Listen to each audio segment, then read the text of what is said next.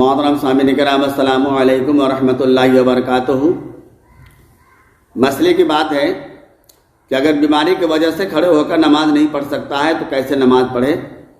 तो अगर बीमारी की वजह से नमाज पढ़ने में तकलीफ़ होती हो, खड़े होकर या मर्ज बढ़ जाएगा या देर में अच्छा होगा या चक्कर आता है या खड़े होकर पढ़ने से पेशाब का कतरा आ जाएगा या बहुत शदीद दर्द नाकाबिले बर्दाश्त हो जाएगा, तो इन सूरतों में बैठकर नमाज पढ़ें। अगर किसी चीज़ से टेक लगाकर खड़ा हो सकता है तो फ़र्ज़ है कि वो खड़ा होकर नमाज पढ़ें। अगर कुछ देर भी खड़ा हो सकता है, अगरचे इतना ही देर खड़ा हो कि अल्लाह अकबर कहे, तो फ़र्ज़ है कि वो खड़ा होकर अल्लाह अकबर कह ले फिर बैठ जाए। बीमारी की वजह से रुकू सजदा नहीं कर सकता तो ऐसी सूरत में रुकू सजदा इशारे से करे, मगर रुकू के इशारे से सजदे के इशारे में ज़्यादा सर झुकाए। अगर बैठकर भी नमाज नहीं पढ़ सकता तो इस सूरत में लेटकर नमाज पढ़े। इस तरह चित लेटकर किबला की तरफ पाँव करे, मगर पाँव फैलाए नहीं बल्कि घुटना खड़े रखे और सर के नीचे तकिया वगैरह रख ले, सर को ऊंचा कर ले, रुकू सजदे में सर झुकाकर इशारे से करे। ऐसी सूरत अफजल है।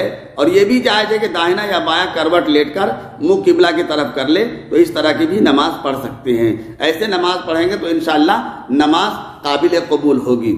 अब नमाज पढ़ते हैं तो नमाज में हम देखें किधर, तो नमाज के हालत में यानी क़याम जब खड़े होते हैं और खड़े होकर जो हम नेत बांधेंगे तो हमारा निगाह यानी हमारी नज़र कहाँ हो, सजदे की जगह पे।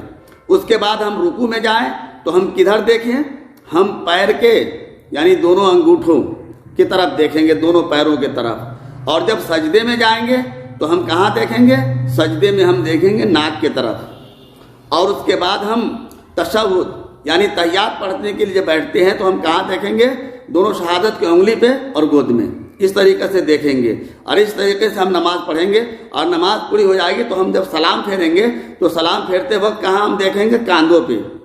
और जब कांधों पे हम सलाम देखेंगे तो हम अस्सलामु अलैकुम जब कहेंगे तो अपने दिल में ये कहे कि हम सलाम सीधे तरफ जब फेरेंगे तो हम फरिश्तों को करते हैं। और उसके बाद जब बाएं तरफ सलाम फेरेंगे तो आप दिल में ये कहे कि हम सलाम मोमिनीन के लिए करते हैं। तो इस तरीके से हम सलाम फेर करके नमाज पूरी कर लेंगे, फिर दुआ करेंगे। अब दुआ करते हैं तो लोग कहते हैं कि दुआ में हाथ कैसे उठाना चाहिए और कितना ऊंचा होना चाहिए, कैसे हाथ फैलाना चाहिए। तो मैं आपको ये बताना चाहूँगा कि दोनों हाथों को उठाएं आप। दोनों हाथों को जब आप उठाएंगे तो हथेली जो है आसमान की तरफ हो और दोनों हाथ को थोड़ा फैला लें, दोनों हाथों का फासला हो। और साथ ही साथ जब दोनों हाथ का फासला होगा और उसके बाद में ये हाथ न नीचे हो और न ऊपर हो, बिल्कुल कांधों के पास हो। और फिर जो याद हो दुआ वो दुआ करें। बिला उज़्र बैठकर नमाज नहीं पढ़ सकता। वाजिब और फराइज नमाज तो पढ़ ही नहीं सकता। अगर किसी ने पढ़ भी लिया है फराइज नमाज और वाजिबात बैठ करके तो उसके ऊपर लाजिम है कि वो कज़ा करे और उसके बाद में तौबा भी करे। हाँ, नफिल नमाज बैठ के पढ़ सकते हैं, लेकिन खड़े होकर पढ़ेंगे तो दूना सवाब पाएंगे।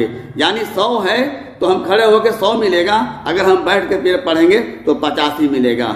इसलिए हमें और आपको चाहिए कि हम और आप नमाज पढ़ें तो बहुत ही कायदे से पढ़ें, अल्लाह तबारक व तआला की रज़ा की खातिर पढ़ें। अल्लाह तबारक व तआला ने हमें और आपको बहुत फलाह दारैन दिया है। अल्लाह तबारक व तआला ने हमारे लिए बहुत ही बेहतरीन इबादत दिया है। और ये इबादत भी ऐसा है कि रौज़तुल उलमा में एक रवायत मुआज़ बिन जबल और जाबिर बिन अब्दुल्ला से मनक़ूल है, जिसमें वो फरमाते हैं कि जब हुज़ूर अकरम ताजदार अरब व अजम मालिक हौज़ कौसर सल्लल्लाहु अलैहि वसल्लम को मेराज के रात आसमानों की सैर कराई गई तो आपने सातों आसमान के फरिश्तों को मसरूफ़ इबादत देखा।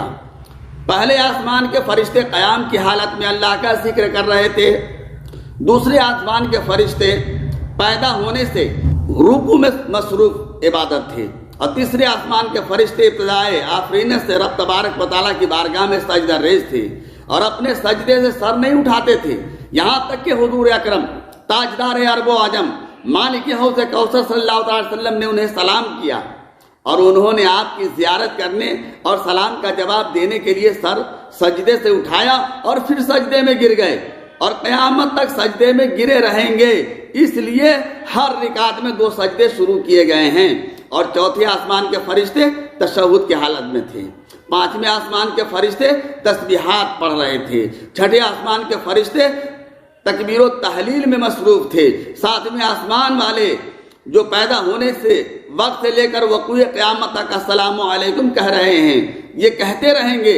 حضور اکرم تاجدار عرب و عجم کے دل میں خیال پیدا ہوا، کاش ان تمام عبادات کا ثواب آپ کو اور آپ کے امت کو عطا کیا جائے، تو اللہ تو علیم بذات الصدور ہے، آپ کے خیالات اور شوق کو جان کر 7 آسمان کے فرشتوں کی عبادات کو اکٹھا کیا اور حضور اکرم تاجدار عرب و عجم مالک حوض کوثر صلی اللہ علیہ وسلم کے تحفے میں پیش کر دیا، اور ساتھ ہی ارشاد فرمایا کہ میرے محبوب، آپ کے غلاموں میں سے کوئی بھی 5 نمازیں 5 وقت کی باجماعت ادا کرتا رہے گا، 7 آسمان کے فرشتوں کی عبادت کے برابر ثواب حاصل کرتا رہے گا۔